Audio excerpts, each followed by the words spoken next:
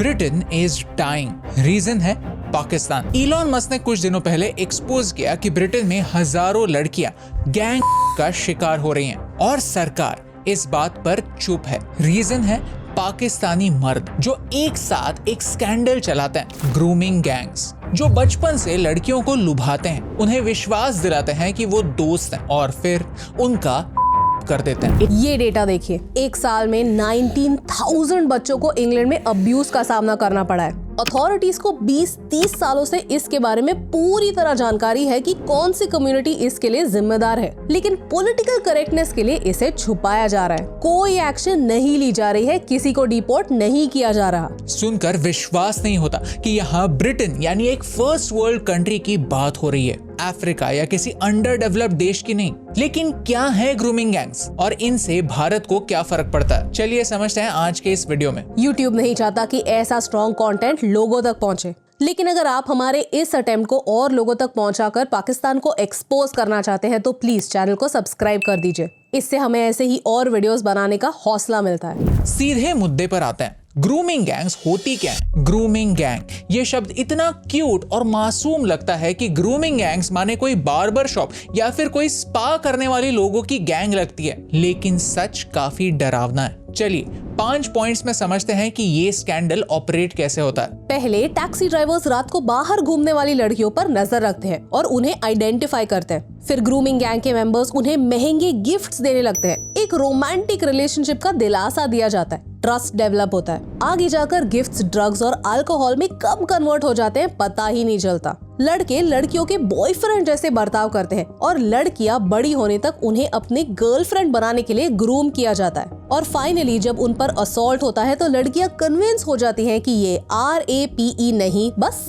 है। The worst part is उन्हें police से और जस्टिस सिस्टम से कोई सपोर्ट नहीं मिलता, क्योंकि ब्रिटेन अंदर से इतना खोखला हो चुका है कि सारे लीडर्स अपनी इमेज बचाने पर फोकस्ड हैं, प्रॉब्लम का हल ढूंढने पर नहीं। क्योंकि कहीं पाकिस्तानी कम्युनिटी को ब्लेम किया तो उनका वोट बैंक ना चला जाए, कहीं कम्युनल हार्मनी ना बिगड़ जाए। आज ब्रिटेन में अप्रोक्सीमेटली 1.6 मिलियन पाकिस्तानी हेरिटेज के लोग हैं। पाकिस्तानी लोग ब्रिटेन की सेकेंड लार्जेस्ट माइनॉरिटी हैं। आज लेबर पार्टी सरकार में 15 MPs पाकिस्तानी ओरिजिन के हैं। Please don't get me wrong, मैं ये बिल्कुल नहीं कहता कि सारे पाकिस्तानी गलत हैं, लेकिन सिर्फ एक कम्युनिटी से डरकर अगर लीडर्स एक्शन नहीं ले पाए, पॉलिटिकल करेक्टनेस के लिए फैक्ट्स छुपाने लगे, तो समाज का क्या हाल होता है आप इन कहानियों से समझ सकते हैं। आप में से कुछ लोग इसे व्हाट्सएप यूनिवर्सिटी कहने से पहले ही बता दूं, सारे सोर्सेस नीचे डिस्क्रिप्शन में है, आप इन्हें खुद पढ़ सकते हैं और अपना माइंड खुद बना सकते हैं। ये वेल डॉक्यूमेंटेड फैक्ट्स हैं जिनसे आपके भी रोंगटे खड़े हो जाएंगे। जो कहानियां बाहर आई है वो ब्रिटेन की मेजरली 3 या 4 टाउन से आई हैं। रॉदरहम, रॉचडेल, टेलफोर्ड, ओल्डहम। टेलफोर्ड एक इंग्लिश टाउन है जहां ये शॉकिंग इंसिडेंट्स हुआ।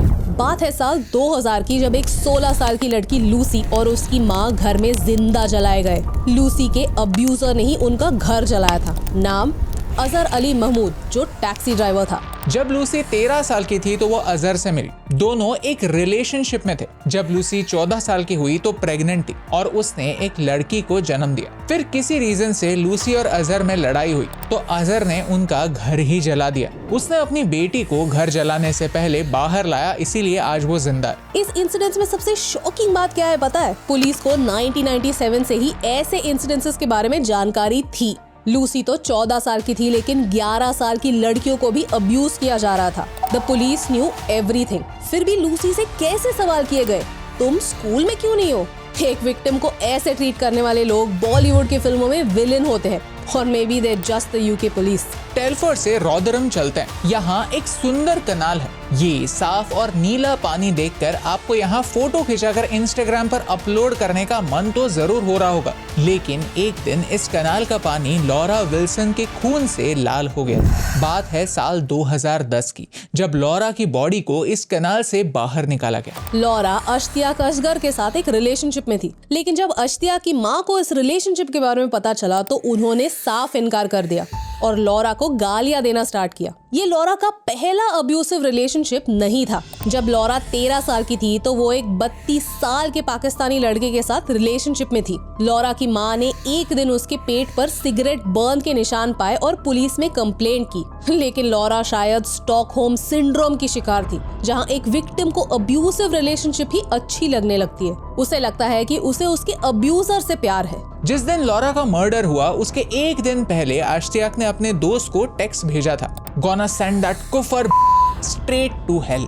सोचने जैसी बात है कि पुलिस के पास एक्शन लेने के लिए इतना समय था। किसी एनजीओ को कांटेक्ट करके लॉरा के इस स्टॉकहोम सिंड्रोम का इलाज करवाने के लिए उनके पास समय तो था, जहां उसकी खुद की मां कंप्लेंट कर रही थी, लेकिन पुलिस ने एक्शन लेना छोड़कर कंप्लेंट दबाने की कोशिश की। समाज में गंदगी इस हद तक फैल चुकी है कि सोशल वर्कर्स पर भी पूरी तरह से विश्वास नहीं किया जा सकता। ब्रैडफोर्ड नाम के एक टाउन में एना की शादी अपने अब्यूजर से ही हुई। उसने कई बार अपने अब्यूज के बारे में कंप्लेंट किया था, लेकिन वही सोशल वर्कर जिसने एना के कंप्लेंट्स लिए वो एना की शादी में भी प्रेजेंट थी। What does this tell you about the system? एक और बहुत ही दुखद इंसिडेंट्स के बारे में आपको बताती हूँ। एक लड़की के साथ अब्यूज हो रहा था और वो कंप्लेंट करने के लिए पुलिस स्टेशन गई, लेकिन पुलिस ने उसको देखकर कहा come back when you are sober और उसे वापस भेज दिया। जब वो लड़की पुलिस स्टेशन एग्जिट कर रही थी उसे 2 लड़के वहीं पर मिले। वो लड़कों ने उसे लेकर अपनी गाड़ी में RAPE किया और उसे रास्ते पर कहीं छोड़ दिया। जब वो लड़की रास्ते पर लोगों को डायरेक्शंस पूछ रही थी, एक हेल्पफुल आदमी ने अपनी गाड़ी रोकी और उसे कहा कि चलो मेरी गाड़ी में बैठ जाओ और मैं आपको घर छोड़ दूंगा।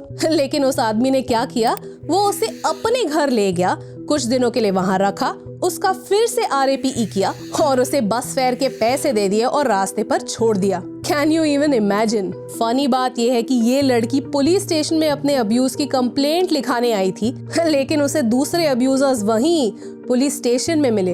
ये इंसिडेंट सुनकर आपको पता चलता है कि रॉट कितने अंदर तक फैल चुका है। ये कोई मिर्जापुर का एपिसोड नहीं है, ये एक सच्ची कहानी है और ब्रिटेन जैसे डेवलप्ड नेशन में हो रही है। सोचने जैसी बात है कि इतना सब होने के बावजूद कोई भी लंदन को कैपिटल ऑफ द वर्ल्ड नहीं कहता, कोई भी ब्रिटेन को most unsafe nation for girls नहीं कहता। लेकिन अगर ऐसा इंसिडेंट भारत में होता है तो लोग उठकर चले आते हैं, भारत को गालियां देने लगते हैं, इल्जाम लगाते हैं कि Bharat is not safe for women. मुझे यहाँ पर क्राइम को डिमिनिश नहीं करना है। किसी भी देश में अगर कोई महिला के साथ अब्यूज होता है तो वो सीरियस बात है और उसे सीरियसली ही लेना चाहिए। मैं यहाँ पर हिपोक्रेसी को पॉइंट आउट करना चाहती हूँ कि डेवलप्ड देशों में कोई भी क्राइम होता है तो उसे बस झाड़ दिया जाता है, कारपेट के नीचे स्वीप कर दिया जाता है।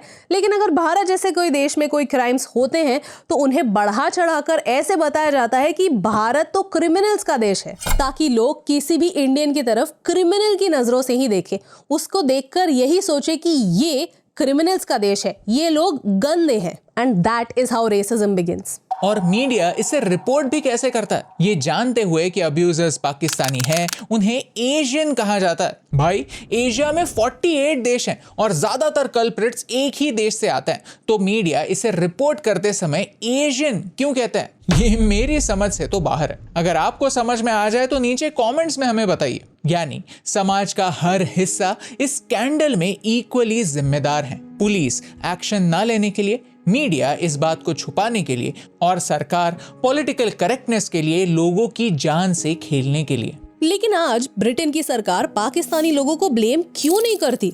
Why can't they call a spade a spade? Reason है व्हाइट मैन्स गिल्ट। ब्रिटिशों ने दुनिया भर में अपना एम्पायर फैलाया, पूरी दुनिया में कॉन्फ्लिक्ट्स क्रिएट किए। इंडिया, पाकिस्तान, इजराइल, पैलेस्टाइन और पूरे मिडिल ईस्ट में जो भी कॉन्फ्लिक्ट्स हैं उनमें ब्रिटिशों का बहुत बड़ा हाथ है। और ये करते समय उन्होंने खुद को कन्विंस कर लिया था कि पूरी दुनिया को इंग्लिश एजुकेशन देना, उन्हें क्रिश्चियनिटी में कन्वर्ट करना, ये उन्हें गॉड ने दी हुई ड्यूटी है। This is their burden. इसे व्हाइट मैन्स बर्डन कहते हैं। आज ये white man's burden white man's guilt बन चुका है, क्योंकि आज वो समझ चुके हैं कि उनके पूर्वज कितने गलत थे। उन्हें इस बात की गिल्ट है कि वो रेसिस्ट थे, वो क्रिमिनल्स थे, वो दुनिया के सबसे बड़े चोर थे। इसे कॉम्पेंसेट करने के लिए आज ब्रिटेन वोक बन चुका है। एक मल्टी कल्चरल आइडेंटिटी का मास्क पहन रहा है ताकि दुनिया को लगे वाओ ब्रिटेन सुधर गया। आज पुलिस डरती है कि अगर स्पेसिफिकली कहा जाए कि पाकिस्तानी लोग ग्रूमिंग गैंग्स चलाते हैं तो कम्युनल टेंशंस बढ़ेंगे, लेकिन पुलिस का काम होता है जस्टिस को प्रेफरेंस देना, सच को प्रेफरेंस देना और सच सामने आने पर कम्युनल टेंशंस ना हो ये अश्योर करना। ब्रिटेन को यह समझना ही होगा that two wrongs don't make a right. Britain ने 100 साल पहले जो किया वो गलत है, एब्सोल्युटली गलत है। और उसी तरह पाकिस्तानी ओरिजिन के मर्द ब्रिटिश लड़कियों के साथ आज जो कर रहे हैं वो भी गलत है। और गिल्ट की वजह से, पास्ट के बर्डन की वजह से, पॉलिटिकल करेक्टनेस की वजह से ये बातें छुपाना भी गलत है।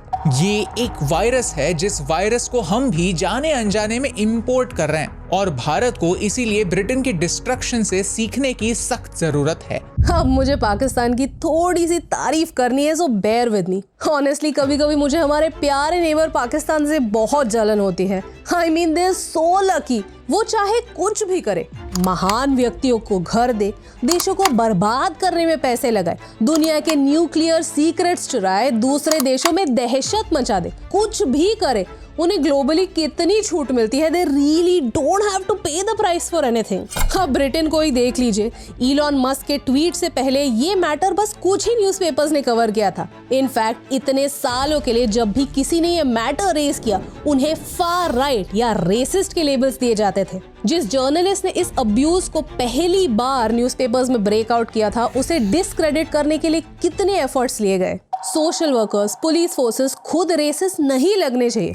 ब्रिटेन मल्टीकल्चरल देश लगना चाहिए, इसलिए उन्होंने सारे विक्टिम्स को इग्नोर किया, उनके कंसर्न्स इग्नोर किए, उन्हें फालतू के सवाल पूछे। And the worst part, British Pakistani citizens या इमिग्रेंट्स के क्राइम्स को कवर अप करने के लिए कुछ नए टर्म्स बनाए, जैसे कि साउथ एशियन। कैसे ना, जब पाकिस्तान का कोई भी अचीवमेंट होता है वो उनका इंडिविजुअल अचीवमेंट होता है, लेकिन जब बात उनके मिस्टेक्स की आती है, उनके क्राइम्स की आती है, तब कन्वीनियंटली भारत, श्रीलंका, नेपाल, भूटान सबको क्लब किया जाता है। And yes, I am not counting Bangladeshi people because उन्हें तो पाकिस्तान से बहुत ज्यादा प्यार है। And Bangladeshi people were also involved in grooming gangs. So सुख पाकिस्तान अकेले बटोरे और उनके दुख हम सब साउथ एशियंस बांटे, ये कैसा इंसाफ है भाई? It's quite obvious that Britain loves its best creation. Since they created this fraud of a nation, Pakistan, they fueled hate, caused a partition, caused bloody losses on all sides, all to get back at stupid Indians who wanted their own country back. So अब उसी creation के offsprings Britain को repay कर रहे हैं और Britain भी उन्हें खुलेआम सब करने दे रहा है। आई पर्सनली नो पीपल जो अपने लड़कियों को लंदन में उबर से ट्रैवल करने नहीं देते। कहते हैं कि कितना भी लेट हो जाए हम आके तुम्हें पिकअप करेंगे, बट उबर से जाना सख्त मना है। क्यों? क्योंकि उबर ड्राइवर्स हमारे प्यारे नेबरिंग देश के होते हैं और उन्हें एक महिला छोड़ो, एक लड़की भी एक पीस ऑफ मीट से अलग नहीं दिखती। And you know what, we have directly imported this stupid political correctness in India, क्योंकि हम आजकल क्राइम्स को क्राइम्स की तरह देखते ही नहीं। पहले ये देखते हैं कि क्राइम्स किसने कमिट किए। No, not the person but his caste, his religion, his status. And this stupidity is causing every society to decay. हाल ही में सैफ अली खान के घर पे उन पर अटैक हुई। उस अटैक के बाद लोग इसी बात में बिजी थे कि अटैकर का धर्म क्या है, ताकि वो इस क्राइम को एक कम्युनल एंगल दे पाए। यही वो वोक वायरस है जो सोसाइटी को अंदर से खा रहा है, जहां कुछ लोगों के पास स्पेशल राइट्स होते हैं और लोग इन राइट्स को कॉल आउट करने से डरते हैं कि कहीं पूरी की पूरी कम्युनिटी ही ना ऑफेंड हो जाए। लेकिन क्यों? जो बात गलत है वो गलत है, उसमें कंडीशन सप्लाई का एस्ट्रिक्स क्यों अटैच करना? क्या इसे ही प्रोग्रेसिव कहते हैं? क्या इसे ही लिबरलिज्म कहते हैं? क्या इसे ही वोक कहते हैं? And let me give you another example. कुछ ही दिनों पहले भारत ने इंडो बांग्लादेश बॉर्डर का फेंसिंग रोक दिया क्योंकि बांग्लादेश सिक्योरिटी फोर्सेस ऑफेंड हो रहे थे। And we did absolutely nothing. Nation comes first, it's simple. सरकार की पहली जिम्मेदारी बॉर्डर के इस साइड के लोगों को सेफ रखने की होनी चाहिए, बाकी दुनियादारी बाद में देखी जाएगी। पॉलिटिकल इनएक्शन की वजह से देश का क्या हाल हो सकता है ये हमें इंग्लैंड का हाल देखकर समझता है। इंग्लैंड से हमें यही सीखने की जरूरत है that crime should always be a crime regardless of who the criminal is. Society के एक हिस्से के क्राइम्स सिर्फ वो किस कम्युनिटी के हैं ये देखकर माफ नहीं किए जा सकते, छुपाए नहीं जा सकते। मेरा एक विश्वास है कि आपके कर्मों की सजा कभी ना कभी आपको मिलती ही है। ब्रिटेन ने पास्ट में जो क्राइम्स किए उनकी सजा कॉलोनाइजर्स को नहीं मिली, लेकिन आज उनकी नई जनरेशन इसी वजह से सफर कर रही है। ये एक कड़वी सच्चाई है। कॉलोनाइजर्स के पापों की सजा उन्हें नहीं तो उनकी अगली पीढ़ी को जरूर भुगतनी पड़ी। आज हम ब्रिटेन के बारे में बात क्यों कर रहे हैं? हमारा मेजॉरिटी ऑडियंस तो इंडियन है। इसका मेन रीजन यही है कि हमारी जस्टिस सिस्टम बहुत सारे एलिमेंट्स ब्रिटिश जस्टिस सिस्टम से ही बोरो करती है, तो उनमें जो फ्लॉज हैं जाने अनजाने में हमने भी वही बोरो किए हैं। आज ब्रिटेन का जो हाल है वो कल हमारा भी हो सकता है अगर हमने लॉ एंड ऑर्डर पर फोकस नहीं किया तो। अगर कम्युनल हार्मनी का और शांति का नकाब पहने हमने सही समय पर एक्शन नहीं ली तो। Because only a fool learns from his own mistakes, a wise man learns from the mistakes of others. और यही इंपॉर्टेंट बात आप तक पहुंचाने से मुझे फर्क पड़ता है।